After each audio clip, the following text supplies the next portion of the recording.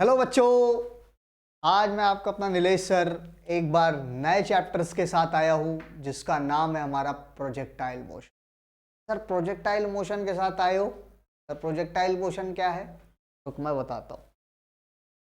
याद करो, मैंने अभी पिछले लेक्चर्स में हम लोगों ने क्या पढ़ा था? पिछले लेक्चर्स में हमने पढ़ा था motion in a straight line. Straight line बोले तो 1D मोशन पढ़ा था। 1D मोशन में हमने क्या क्या पढ़ा था भाई? ऐसी मोशन की स्टडी की थी जो एक टाइम पे एक ही एक्सिस पे है। ठीक है, ऐसे मोशन की स्टडी हमने की थी जो एक टाइम पे एक ही एक्सिस पे चल रही है, या तो एक्स या तो वाई। अब जो हम पढ़ेंगे वो हम पढ़ेंगे किसके लिए? 2D मोशन के लिए। जो प्रोजेक्टाइल मोशन आप देख रहे हैं ये किसका एग्जांपल है? 2D मोशन का। किसका है? 2D मोशन में आता है ये टॉपिक। ठीक है, तो 2D मोशन में हमको पढ़ना है जनरली कैसा? Projectile motion. तो स्टार्ट करते हैं प्रोजेक्टाइल मोशन अपना एज अ चैप्टर। तो सबसे पहली बात सर, ये प्रोजेक्टाइल का मतलब क्या होता है? ये आपने हेडिंग डाल दी है प्रोजेक्टाइल। तो what do you mean by projectile? Project का मतलब क्या होता है? प्रोजेक्ट का मतलब फेंकना होता है। अब समझना, मान लो बहुत एग्जांपल, बहुत आराम से समझा रहा हूं, समझना। सपोज करो ये कोई फुटबॉल है। याद करो, मैंने 2 बार बता चुका हूं ये बात, वेक्टर में भी बताया है मैंने और 1D पढ़ा रहा था तो भी बताया था एज एन एग्जाम्पल। तो अगर हम इस फुटबॉल को किक करें तो ये फुटबॉल हमारा ऐसे ऐसे ऐसे ऐसे उड़ते उड़ते उड़ते उड़ते ऐसे जाएगा, जैसा कि इधर डायग्राम बना हुआ है, मैं दिखाता हूँ, समझाता हूँ, है क्या। तो अगर हमारा फुटबॉल ऐसा गया तो ये हिस्सा इसका एक्स एक्सिस होगा और ये हिस्सा इसका वाई एक्सिस होगा। मतलब अगर मेरा फुटबॉल इस जगह पे पहुंचा है तो मतलब ये किसी एक्स कॉमा वाई पे होगा। अब ये फुटबॉल पूरा कंप्लीट यहां तक पहुंचेगा, मान लेते हैं कहां तक पहुंचेगा? यहां तक। ठीक है, यहां तक पहुंचा। तो यहां तक पहुंचने में उस पे किन किन चीजों का उसको सामना करना पड़ा? सर किन किन चीजों का बोले तो देखो, यहां पे 3 पैरामीटर्स होते हैं जिन पे हमको सबसे ज्यादा काम करना होता है। सर क्या क्या होते हैं?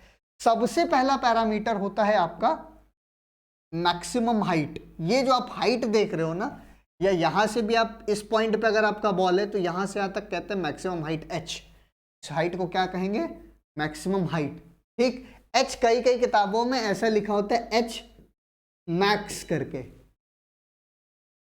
ठीक है, कई कई किताबों में ऐसा कैसे लिखा होता है? एच मैक्स करके, कि मैक्सिमम हाइट एच है आपकी। ठीक, दूसरा चीज जो हम निकालते ही आपको हॉरिजॉन्टल रेंज, मतलब बॉल यहां से यहां तक कितनी गई, कितनी डिस्टेंस को ट्रेवल किया, उसको हम कहते हैं हमारा हॉरिजॉन्टल रेंज। तो ये रेंज के नाम से दिया हुआ है। एंड थर्ड वन, जो तीसरी चीज है, उसको कहते हैं टी। बोले तो time of flight. Time of flight. Time of flight. तो टाइम ऑफ फ्लाइट क्या होता है कि एक कंप्लीट प्रोजेक्टाइल मोशन करने के लिए आपको कितना समय लगा। एक कंप्लीट प्रोजेक्टाइल मोशन करने के लिए आपको जितना समय लगा उस टाइम को कहते हैं हम टाइम ऑफ फ्लाइट। अगर मैं एक छोटी सी बात ये देखूं तो यहां पे 2 तरीके का टाइम आता है।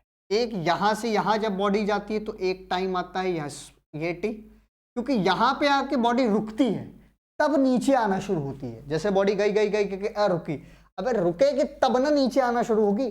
जैसे रुकी फिर नीचे आई तो यहां से यहां तक के डिस्टेंस के लिए भी दूसरी टाइम टी हो जाएगा। बात समझ में आया?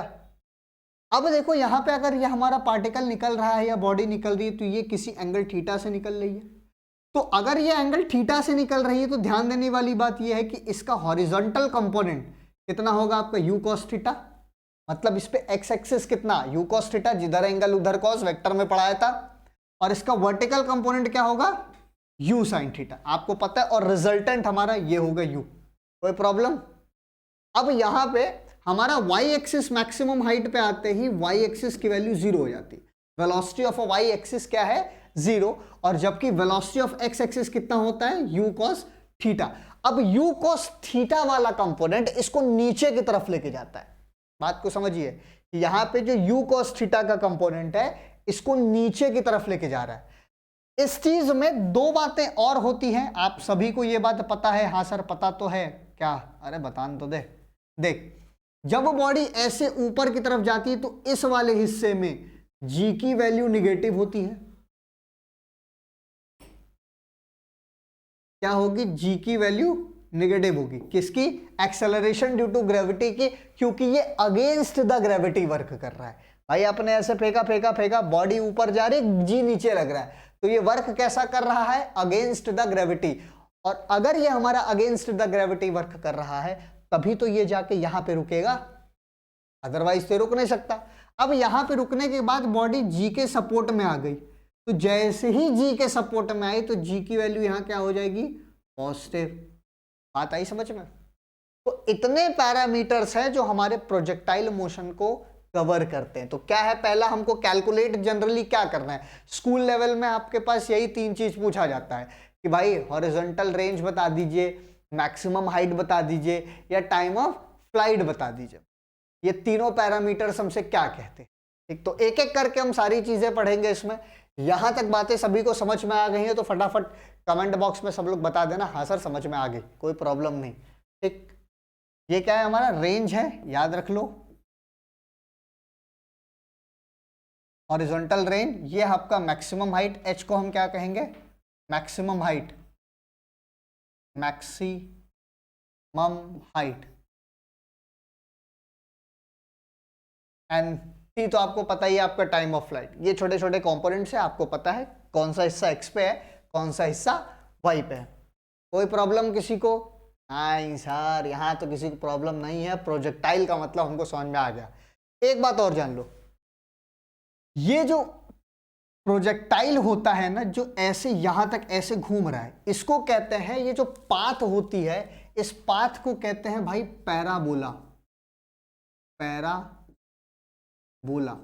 Parabolic path. तो इसीलिए इसको कहते हैं प्रोजेक्टाइल।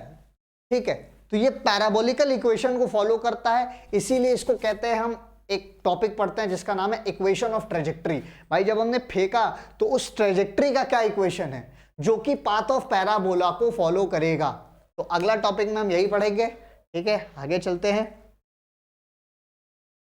आ गया हॉरिजॉन्टल, अगला हमारा टॉपिक है हॉरिजॉन्टल प्रोजेक्टाइल, या projectile fired parallel to the horizontal, या ट्रेजेक्ट्री इक्वेशन। इसको दो बातों से कहते हैं, इसको कहेंगे हम ट्रेजेक्ट्री इक्वेशन भी कहते हैं, हॉरिजॉन्टल प्रोजेक्टाइल भी कहते हैं। छोटी छोटी बातें, ये इसकी हेडिंग है, फटाफट हेडिंग नोट करिए। अब समझिए, अब जो समझाने जा रहा हूं इसको बहुत इत्मीनान से समझना, क्योंकि जो है अब यही है, यहीं से आपको चीजें समझ में आने लग जाएंगी। देखो है क्या, सपोज करो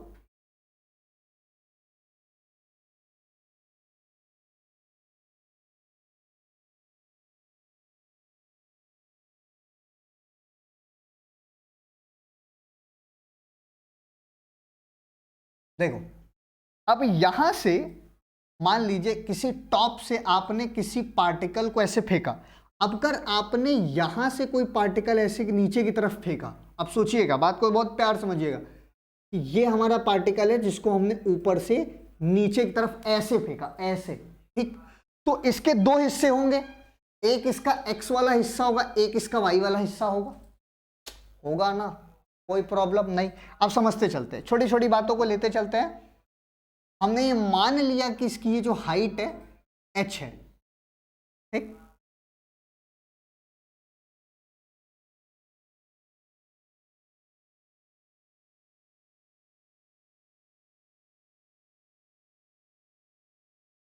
ये इसकी मैक्सिमम हाइट क्या है? h है।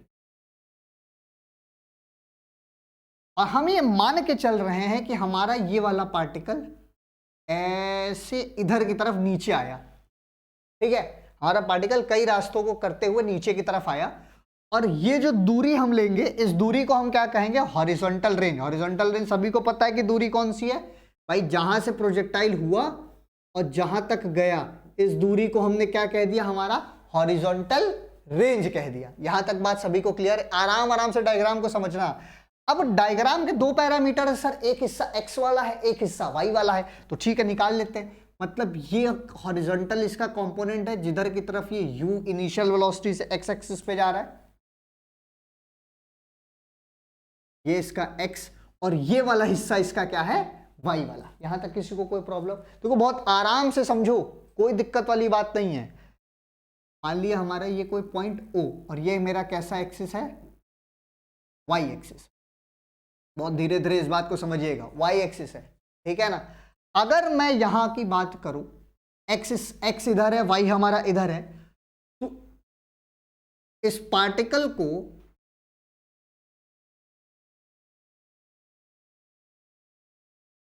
होगी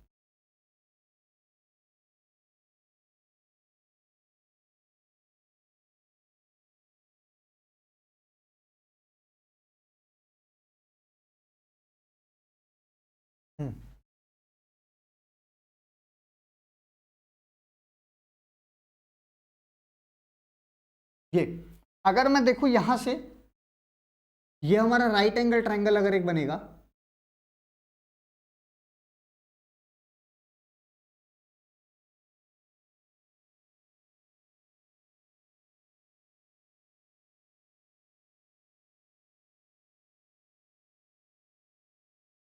ये तो अब ध्यान समझना, ये वाला हिस्सा y होगा इसका, ये वाला हिस्सा x होगा इसका।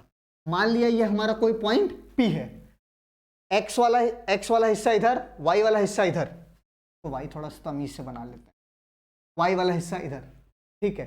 अब हम जानेंगे इसका हॉरिजॉन्टल कंपोनेंट कितना होगा, वर्टिकल कंपोनेंट कितना होगा। अगर हमारा पार्टिकल ऐसे, ध्यान समझिएगा, इधर से अगर ऐसे जा रहा है किसी बीटा एंगल से, हमने क्या माना, ये बीटा हमारा क्या है, एंगल है, तो इसकी वेलोसिटी कितनी होगी, ये एक्स एक्सिस पे होगी, वेलोसिटी ऑफ एक्स एक्सिस इधर की तरफ जाएगा, नीचे की तरफ जाएगा, इधर हमारा वेलोसिटी ऑफ वाई एक्सिस। यहां तक किसी को कोई प्रॉब्लम वैसे मेरे हिसाब से होना तो नहीं चाहिए, ठीक है। अगर मुझे निकालना है, क्या निकालना है, सबसे पहले हम निकालेंगे इसका हॉरिजॉन्टल डिस्टेंस। क्या कैलकुलेट करेंगे, हॉरिजॉन्टल डिस्टेंस। हॉरिजॉन्टल डिस्टेंस निकालना है तो कैसे निकालेंगे, हम एक सिंपल सा फॉर्मूला जानते हैं, speed is equal to distance into time. तो डिस्टेंस हमारा x है, स्पीड हमारा u है, टाइम हमारा t है। तो यहां से अगर टाइम की वैल्यू निकालने तो कैसे निकालेंगे, t बराबर क्या हो जाएगा, x बाई u। ये हमको क्या आ गया, टाइम। अगर हमको निकालना है वेलोसिटी ऑफ अ पार्टिकल, इस समय पे हमको पार्टिकल की वेलोसिटी अगर निकालनी है तो हम किसके पास जाएंगे, हमारे पास काइनेमेटिक्स में एक इक्वेशन है, s is equal to U T plus half A T square. तो सर यहाँ पे a जो है वो g पे रिप्लेस हो जाएगा, हाँ सिंपल सी बात है, a हमारा g पे रिप्लेस हो जाएगा, s हमारा h में रिप्लेस हो जाएगा, तो बस कर लो ना। तो h हमारा कितना है, y एक्सिस पे है, तो y इज इक्वल टू क्या ले लेंगे, इनिशियल वेलोसिटी हमारी कितनी है, इनिशियल वेलोसिटी 0 है, तो कितना हो गया, half G T square. G T की वैल्यू हमने यहां निकाल रखी है, तो इसको रख दीजिए t की जगह x बाई यू का होल स्क्वायर। कोई प्रॉब्लम, तो ये हमें कितना मिल जाएगा, g upon 2u into x square. ये हमको मिल गया g की वैल्यू, ये हमको क्या है g। अब इस पूरे को, इसको हम मान लेंगे k, अगर मैंने इसको मान लिया k, तो y इज इक्वल टू क्या मिल जाएगा, के एक्स स्क्वायर, के एक्स स्क्वायर। ये हमारा क्या है, डिस्टेंस। ये हमको पता चल गई हमारी डिस्टेंस कि भैया कितना दूरी, कितना y एक्सिस पे ये ट्रेवल करेगा, ये पता चल गया। फटाफट नोट कर लो, कुछ नहीं करना है, सिंपल इक्वेशन में वैल्यू पुट करनी है, आगे बढ़ना है। अब दूसरी चीज अगर हमको पता करनी है तो उसमें पता क्या करना है कि भैया पार्टिकल यहां से यहां तक आए तो इसको कितना समय लगा, जिसको हम कहेंगे time of flight. Time of flight कितना लगेगा, आगे चलते हैं।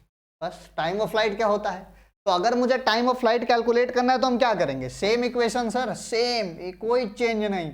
s is equal to U T plus half A T लेंगे, जी टी लेंगे, जी टी लेंगे, G T square, s is equal to U T plus half G T square ले लेंगे। हमको पता है हमारा इनिशियल वेलोसिटी 0 है क्योंकि फेंक रहे हैं, तो s बराबर 0 plus half G T square. ए सर याद आ गया, हाँ क्या आ गया देखो ना, तो यहां से s की जगह h कर दो, h is equal to half G time of flight capital T होता है तो टी का स्क्वायर, तो यहां से आप टी निकालेंगे कितना होगा, t is equal to under root 2GH 2H by g, under root 2H by g. ये आपको क्या पता चल गया, टाइम ऑफ फ्लाइट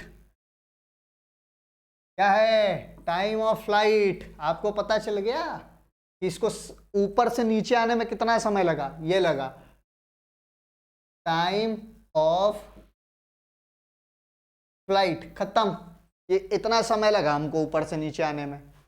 फटाफट नोट कर लीजिए सब लोग, कोई प्रॉब्लम किसी को। अब हमको एक चीज निकालनी है, अगली चीज हम क्या निकाल लेते हैं, अगला जो हम निकालते हैं इसका हॉरिजॉन्टल रेंज निकालते हैं। हॉरिजॉन्टल रेंज क्या होता है भाई, दूरी है ना, दूरी है। तो दूरी निकालने के लिए बचपन में एक फॉर्मूला पढ़ा था आप लोगों ने, speed is equal to distance upon time. तो distance is equal to speed into time. भाई आपको स्पीड पता है और टाइम ऑफ फ्लाइट पता है, उठा के रख दो ना। अरे वाह सर, रेंज निकालना है तो क्या करेंगे, r is equal to simple simple सी बात, स्पीड हमको इनिशियल वेलोसिटी u है इनटू टाइम ऑफ फ्लाइट, ये हमारा u है into time of flight capital T. याद कर लो पिछला टाइम ऑफ फ्लाइट क्या आया था, अंडर रूट 2GH, यही आया था ना, अंडर रूट अरे sorry 2H by g. 2H by g की वैल्यू यहां रख दीजिए, r बराबर u into under root 2H by g. तो r की वैल्यू आपको क्या मिल गई, u into under root 2H by g. लो आ गया, खत्म। अरे तो बहुत आसान है, और क्या आसान तो है ही। किसने कहा कि बहुत टफ चीज पढ़ रहे हैं हम लोग, बहुत छोटी छोटी चीजें हैं। आज समझ में आई, टाइम ऑफ फ्लाइट पता चल गया। अब एक चीज और है कि अगर मान लो, ये देखो ध्यान समझना, अब जैसे ये वाला कोई हमारा पॉइंट है, ये किसी भी, अब ये भी पॉइंट हो सकता है, ये भी पॉइंट हो सकता है, ये भी वाला पॉइंट हो सकता है। तो अगर पार्टिकल हमारा किसी इंस्टेंट टाइम पे निकालना है, इंस्टेंट किसी भी पॉइंट पे किसी भी टाइम पे अगर हमको वेलोसिटी कैलकुलेट करनी है, तो इंस्टेंट वेलोसिटी कैसी होगी। मेरी बात को बहुत ध्यान से सुनना यार, बहुत छोटी चीज है, समझना है क्या, कि पार्टिकल ऐसे नीचे आ रहा है, ठीक है, तो इसका कुछ हिस्सा एक्स पे कुछ हिस्सा वाई पे, ये अपनी v वेलोसिटी से बढ़ रहा है, ठीक है। तो नेट v हमको निकालना है कि किसी टाइम पे उस वेलोसिटी का क्या magnitude. Next topic is velocity of a projectile at a instant time. Instant time पे आपको निकालना है, तो अब निकालोगे कैसे सर, कुछ इसका x पे है कुछ हिस्सा y पे है, तो रिजल्टेंट निकालने का हम फॉर्मूला क्या करते थे, किसी भी चीज का रिजल्टेंट का मैग्नीट्यूड अगर निकालना है तो क्या करेंगे भाई, दोनों के बीच में बेसिकली दोनों वेक्टर अगर हम ये ले लें, मान लो एक वेक्टर ये है हमारा, एक वेक्टर ये, तो इनके बीच में अगर ये ऐसे आ रहा है हमारा, तो इनके बीच में एंगल 90 डिग्री बन रहा है, तो cos 90 0, तो बचा क्या था, under root a square plus b square. Vector के अनुसार या वेक्टर के अकॉर्डिंग तो हमको यही मिला ना, आगे रख दो, ये वैल्यू उठा के आप क्या करिए, रख दीजिए। कैसी वैल्यू सर, कैसी वैल्यू, अरे v की वैल्यू भाई कैसे निकालोगे, वेलोसिटी आपको निकालनी है कहां पे, तो under root velocity of x axis का square plus velocity of y axis का स्क्वायर कर देंगे,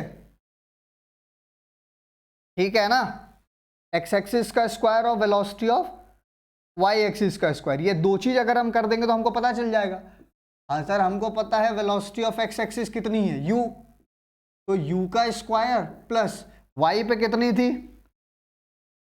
y का स्क्वायर इंटू टी का स्क्वायर। सर पता चल गया, सर यही तो वैल्यू है। अब अगर मुझे एंगल निकालना है तो हमको पता है tan थीटा के रिस्पेक्ट में निकलता है, तो क्या हो जाएगा, tan beta is equal to vx by vy by vx। तो vy हमारा कितना है, velocity of y, Y square into T square upon vx हमारा कितना है, u स्क्वायर। इसको वैल्यू रख दीजिए, यही ना होगा भाई, अरे स्क्वायर नहीं करना, सॉरी स्क्वायर इसको नहीं करना था, सिर्फ ये वैल्यू रखना था। इनिशियल वेलोसिटी इसकी कितनी है, gt बाई u, तो beta is equal to angle is equal to tan inverse GT by U। ये लो, हमको ये भी पता चल गया। ये हमको क्या पता चल गया, किसी भी टाइम पे हमको इंस्टेंट निकालना है प्रोजेक्टाइल, वो पता चल गया, खत्म बवाल। इतना टेंशन ही नहीं लेना था। आई बात समझ में? छोटी छोटी बातें हैं लेकिन बहुत इंपॉर्टेंट है, ठीक है, समझते रहना।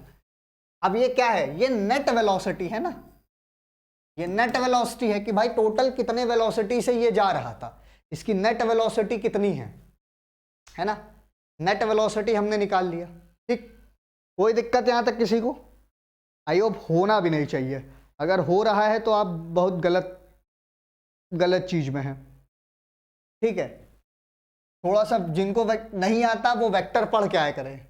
चलो भाई सवाल करते हैं। देखिए सवाल यहाँ पे क्या कह रहा है, ऐसे मुझे थोड़ा दिखता नहीं है, लाइट आती है तो चमकता है मेरे पास क्वेश्चन। क्वेश्चन कह रहा है a hiker stand on a edge of cliff 490 metre above to the ground, ठीक है, and throw the stone horizontally with an initial speed 15 metre पर सेकेंड, नेग्लेक्टिंग एयर रेजिस्टेंस को हमको प्रॉपरली नेग्लेक्ट करना है। Find the time taken by the stone, भाई कितना समय लग रहा है स्टोन को to reach the ground and the speed of, ठीक है, speed with which it hits the ground, ठीक है। एक तो स्पीड निकालना है और दूसरा आपको निकालना है टाइम। सर टाइम तो निकाल लेंगे ना, देखो बहुत आसान है, कुछ नहीं। अगर मैं इसका डायग्राम बनाऊं तो क्या है, वही पिछले वाले क्वेश्चन की तरह है, मतलब जैसा हम लोगों ने अभी डिराइव किया था कि अगर इस चीज को हमने ऐसे फेंका है, बात समझिए, ये मेरा कोऑर्डिनेट एक्स एक्सिस का है, तो यहां से हमने पार्टिकल को ऐसे नीचे की तरफ फेंका, तो अगर मैंने पार्टिकल को नीचे की तरफ फेंका तो इसकी इनिशियल वेलोसिटी 15 मीटर पर सेकेंड है, ठीक है, ध्यान समझना। और y कितना दिया है आपको, 490 मीटर दिया हुआ है। एक सेकेंड,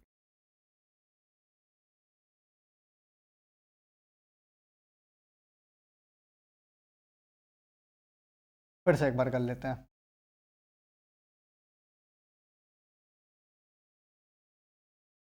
ये जो y एक्सिस हमको टोटल है, ये y एक्सिस हमको दी हुई है 400 कितना, 490 मीटर, हाँ सही है, 490 मीटर, ठीक। ये मेरा x एक्सिस है जिसके पॉइंट से ऐसे प्रोजेक्टाइल हो रहा है, तो इसकी इनिशियल वेलोसिटी आपको दी है 15 मीटर पर सेकेंड, ठीक। ये आपको x आपकी दूरी ये दी हुई है, ये पूरी डिस्टेंस हमारी x है, तो हमको निकालना है कि अगर इस पॉइंट पे पार्टिकल पड़ रहा है तो इस पॉइंट से अगर पार्टिकल ऐसे नीचे की तरफ जा रहा है तो ये इसका vx वाला हिस्सा और ये इसका vy वाला हिस्सा, कोई प्रॉब्लम, और ये एंगल हमारा बीटा बन जाएगा, जो हमने उस दिन अभी थोड़ी देर पहले किया था। तो निकाल सकते हैं, एक इक्वेशन है s is equal to U T plus half A D square, जहां से हमने निकाला था टाइम वाला फॉर्मूला, यहाँ पे भी फिर से रख दीजिए, सेम चीज है, तो उसकी जगह y कर लीजिए। y इज इक्वल टू कितना हो जाएगा, हाफ जी टी स्क्वायर, तो यहां से t की वैल्यू आप निकाल लेंगे ना, तो y आपको दिया है 490 बराबर हाफ, g की वैल्यू नहीं दी है, g की वैल्यू आपको नहीं दी है तो आप यहां ले लेंगे 9.8, ठीक है। y is equal to half G T square, 490 is equal to half into 9.8 into t का स्क्वायर, ठीक। तो यहां से अगर आप टी निकाल लेंगे तो कितना ही आ जाएगा, दैट इज अंडर रूट 100, तो बोले तो कितना आ जाएगा 10 सेकेंड, ये आपको टाइम आ गया।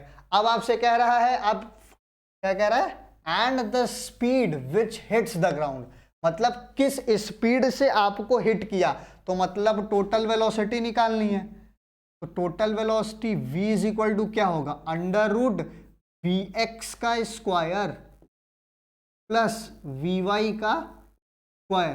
तो vx हमारा कितना है हमको पता है ना सर, यही तो नहीं पता है, u और v दोनों के बारे में तो हमको नहीं पता है, कैसे करेंगे, बहुत ध्यान से समझिएगा, मैं यहीं पे कर देता हूँ, बहुत जगह खाली है नहीं। तो वेलोसिटी ऑफ एक्स एक्सिस जो है वो u के बराबर है जो कि हमारा 15 मीटर पर सेकेंड है, ठीक। और वेलोसिटी ऑफ y एक्सिस हमको निकालना है, ठीक है। तो याद करो हमारे पास एक फॉर्मूला है v is equal to u plus a t, तो उसकी जगह g हो जाएगा v is equal to u plus g t. तो vy की जगह यहाँ vy ले लेंगे और निकाल लेंगे। ये लगभग आपका कितना आएगा, zero, initial velocity zero plus 9.8 into time के वैल्यू 10 पता है, तो ये हमको जो वैल्यू दे दिया, कितना दे दिया, 98 मीटर पर सेकेंड। तो 98 पता, 15 हमको पता है किसके लिए, 15 पता चल गया एक्स एक्सिस के लिए, 98 हमको पता चल गया किसके लिए, वाई एक्सिस के लिए। दोनों इस फॉर्मूले में आप पुट कर दीजिए, तो v is equal to under root कितना हो जाएगा, 15 का स्क्वायर प्लस 98 का स्क्वायर। सॉल्व करेंगे लगभग आपको आंसर आ जाएगा 99.1 मीटर पर सेकेंड। ये आपका आंसर।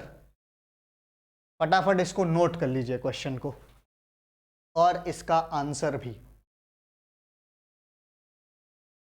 आई होप सभी ने कर लिया होगा। अगले क्वेश्चन पे चले। नेक्स्ट क्वेश्चन, अगला क्वेश्चन क्या कह रहा है, देखिए, a body is projected horizontally from the, ठीक है, a body is projected horizontally from the top of the Cliff with a velocity of 9 अच्छा, मतलब छत पे ऐसे खड़ा है, फेंक दिया। अब छत पे खड़ा होकर वो फेंक रहा है तो उसकी रफ्तार कितनी है, 9.8 मीटर पर सेकेंड। व्हाट टाइम क्या कह रहा है, क्या कह रहा है ना, what time elapsed before the horizontal vertical velocity become equal to, ठीक है, सही है। किस समय पे वो जमीन पे आके इक्वल होगा। सिंपल सा है यार, इसमें इतना सोचने वाली क्या बात है। पहले 1 सेकंड का समय दे रहा हूं, सब लोग कर लो, करके रखना। मतलब ये कह रहा है कि जो वेलोसिटी ऑफ एक्स एक्सिस है वो किसके बराबर है, v के, ठीक, सॉरी v नहीं, u के बराबर है, इनिशियल वेलोसिटी के ना। वेलोसिटी ऑफ एक्स एक्सिस किसके बराबर, u के, जो हमको दिया हुआ है कितना, 9.8, यही दिया है ना, इज इक्वल टू 9.8 मीटर पर सेकेंड।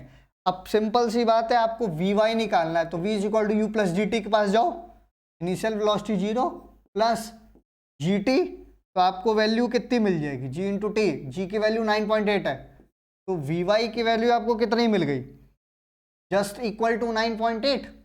ये भी आपको तो 9.8 मिला ना, तो मतलब हमारा vx बराबर vy कब होगा, 9.8 बराबर 9.8 इंटू टी। और अगर आपको यहाँ से टाइम की वैल्यू निकालनी है तो 9.8 divided by 9.8 is equal to 1 second.